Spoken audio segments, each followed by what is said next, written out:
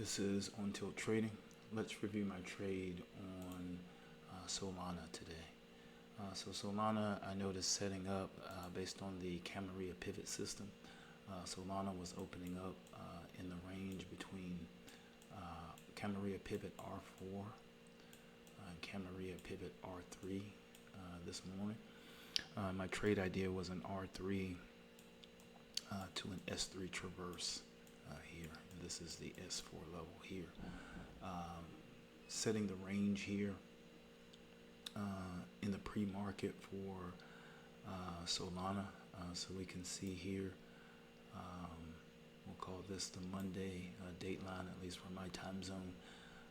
And I was just setting the high here based on this candle.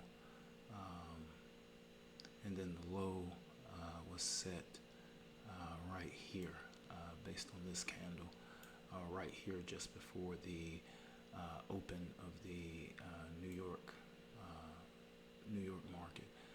So a large range here that's set up this morning on Solana. And then we can see down here on the 4-hour chart this morning's range, the low, the last low being here, and the last high actually being here. Here, actually. The last high being here. This being the last high, this being the last low, this setting the range here. Excuse me. So this setting the range here on Solana. And then we can see here on the 4-hour, basically a sell-off after the open. So price being bought up overnight in pre-market and then selling off here over the course of the trading day today. So again, a wide range set in on Cardano. At the open, we can see this candle, this range here. So with this this high being in place here, we'll say that this low, this being the structural high here, this being the low that set it, we can see here that there's a market structure shift here, but there's no continuation. So this candle and these candles here all fall short of closing below this candle. It's not until this candle where there's actually continuation or follow through with the market structure shift that happens right here. So market structure shift happens here.